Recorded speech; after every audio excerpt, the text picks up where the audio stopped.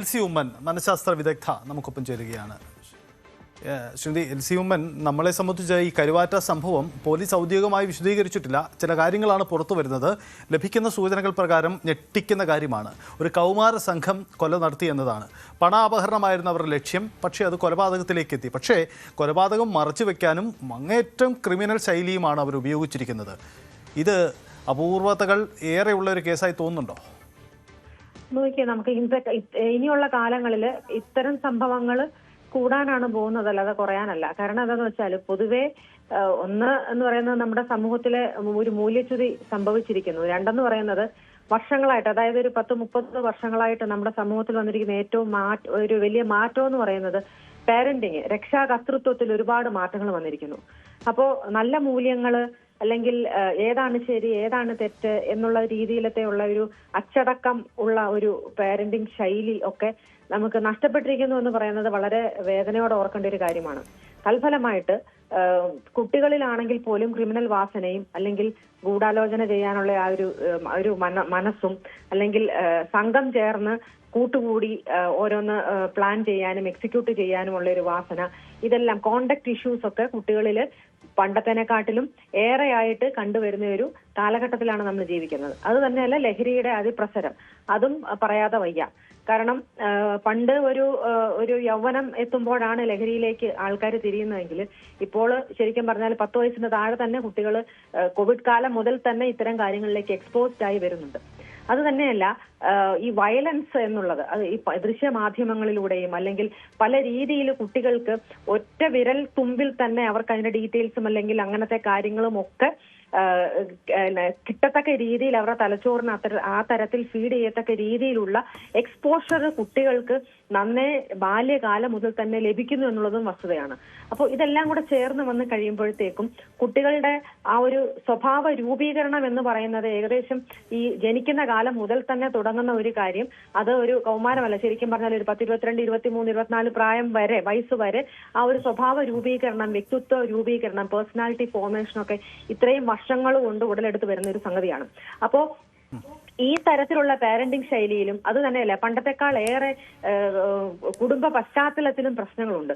ഉദാഹരണത്തിന് പണ്ട് support system ഒരുപാടുണ്ടായിരുന്നു. കൂട്ടുകുടുംബ വ്യവസ്ഥയുടെ ഒരു അഡ്വാൻറ്റേജ് അതായിരുന്നു. അതിന് ഒരുപാട് ഡിസഡ്വാൻറ്റേജ് ഉണ്ടെങ്കിലും ഒരു അഡ്വാൻറ്റേജ് അതായിരുന്നു. സപ്പോർട്ട് സിസ്റ്റം ഏറെയായിരുന്നു. അപ്പോൾ കുറെ കൂടെ ഊഷ്മളമായ രീതിയിലുള്ള അന്തരീക്ഷം കുട്ടികൾക്ക് വളർന്നു വരാനുള്ള സാഹചര്യം പണ്ട് കാലങ്ങളിൽ ഉണ്ടായിരുന്നു. ഇപ്പൊ അതൊക്കെയും നഷ്ടപ്പെട്ട് അണുകുടുംബ വ്യവസ്ഥയിലേക്ക് വന്നു. അത് തന്നെയല്ല, ദാമ്പത്യ പ്രശ്നങ്ങളും മറ്റ് പല കുടുംബ പശ്ചാത്തല പ്രശ്നങ്ങളും ഒരുപാടുണ്ട് ഈ കാലഘട്ടത്തിൽ. അതിനും ലഹരിക്കൊരു പങ്കുണ്ട് തീർച്ചയായിട്ടും. അപ്പോൾ ഈ തരത്തിൽ വളർന്നു വരുന്ന കുട്ടികൾക്ക് അവരുടെ ആ വളർച്ചയുടെ പ്രായത്തിൽ തന്നെ അവരുടെ പെരുമാറ്റം അല്ലെങ്കിൽ അവരുടെ സ്വഭാവ രൂപീകരണം ശരിക്കും ഒരു അഫക്റ്റഡ് ആയിട്ട് തന്നെയാണ് വളർന്നു വരുന്നത്. അപ്പോൾ ആ ഒരു ഗ്യാങ് ആക്ടിവിറ്റീസിൽ ഏർപ്പെടുന്നതിനും അല്ലെങ്കിൽ ഈ തരത്തിലുള്ള ക്രിമിനൽ ആക്ടിവിറ്റീസിൽ ഏർപ്പെടുന്നതിനും ഒക്കെ സാധ്യത ഏറെയാണ്. അത് തന്നെയല്ല, ഇപ്പോൾ താങ്കൾ സൂചിപ്പിച്ചതുപോലെ സാമ്പത്തികമായിരിക്കാം ലക്ഷ്യം. അപ്പൊ ഏതെങ്കിലും വല്ല വിധേനയും പണം ഉണ്ടാക്കുക എങ്ങനെയാണെന്നുണ്ടെങ്കിലും കുഴപ്പമില്ല, ആ തരത്തിലുള്ള ഒരു ധാരണ കുട്ടികളിൽ വരികയും ആ തരത്തിൽ അവർ മുന്നോട്ട് പോകാനുള്ള ഒരു സാധ്യതയും ഉണ്ട്.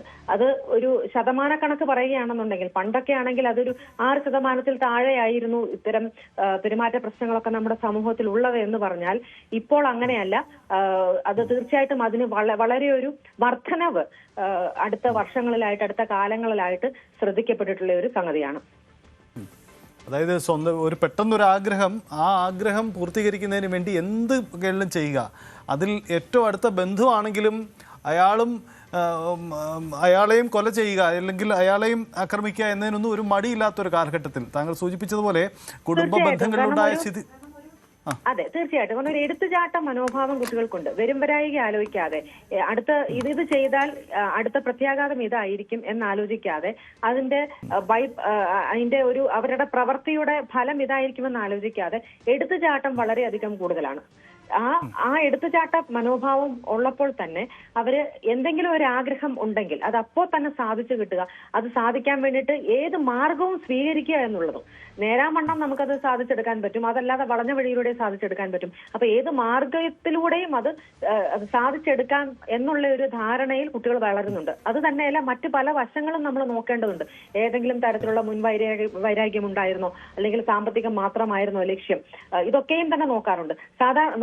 സാധാരണഗതിയിൽ കുട്ടികൾ ചെറിയ മോഷണം അല്ലെങ്കിൽ ചെറിയ കോണ്ടാക്ട് ഇഷ്യൂസ് ഒക്കെ വീടുകളിൽ തന്നെ തുടങ്ങാറുണ്ട്. അച്ഛന്റെ പോക്കറ്റിൽ നിന്ന് എടുക്കുക, അമ്മയുടെ ബാഗിൽ നിന്ന് എടുക്കുക, അല്ലെങ്കിൽ അയലോക്കക്കാരുടെ പോയി എടുക്കുക, അടുത്തുള്ള കടയിൽ നിന്ന് എടുക്കുക. ഇങ്ങനെയൊക്കെയുള്ള ചെറിയ ചെറിയ പ്രശ്നങ്ങൾ വരുമ്പോൾ തന്നെ മാതാപിതാക്കൾ അത് ഒളിപ്പിച്ചു വെക്കാനും അവരെ സംരക്ഷിക്കാനും അല്ലെങ്കിൽ അവർക്ക് വളർന്നു വരുമ്പോൾ അത് ശരിയായിക്കോളും എന്നുള്ള ധാരണയിൽ അതിനെ വിട്ടുകളയാനും ഒക്കെ ഉള്ള ഒരു ടെൻഡൻസിയും കണ്ടുവരാറുണ്ട്. പക്ഷെ അത് വലിയൊരു കൊടും ക്രിമിനലിനെയാണ് നമ്മൾ വളർത്തിക്കൊണ്ട് വരുന്നത് എന്നുള്ള ഒരു യാഥാർത്ഥ്യം മനസ്സിലാക്കാതെ ആയിരിക്കും കുട്ടികൾ ചെയ്യുന്നതല്ലേ വിട്ടുകളയാം എന്നുള്ള തരത്തിൽ. അത് തന്നെയല്ല, മൊബൈൽ അഡിക്ഷൻ ഒരുപാട് കുട്ടികൾക്കുണ്ട്. അപ്പോ ഈ തരത്തിലുള്ള അഡിക്ഷൻ, സ്ക്രീൻ അഡിക്ഷൻസ് ഒക്കെ വരുമ്പോൾ എടുത്തുചാട്ടവും അരിശവും ദേഷ്യവും വാശിയും സ്റ്റബേൺ ബിഹേവിയർ ഇതൊക്കെയും തന്നെ കുട്ടികൾക്ക് കൂടുതലാകാനുള്ള സാധ്യതയും ഏറെയാണ്. അപ്പോൾ ഒരു ക്രൈം വരുമ്പോൾ പല വശങ്ങൾ നമ്മൾ അതിനെ കാണേണ്ടിയിരിക്കുന്നു. ഇന്ന ഒറ്റ ഒരു കാരണം എന്ന് നമുക്ക് പിൻ പോയിന്റ് ചെയ്ത് പറയാതെ സാധാരണഗതിയിൽ മൾട്ടി ഫാക്ടോറിയൽ ആയിരിക്കും. പല ഘടകങ്ങളും ചേർന്ന് വരുമ്പോഴാണ് ഒരു സ്വഭാവ വൈകൃതം കുട്ടികൾക്ക് സാധാരണ കണ്ടുവരാറ്.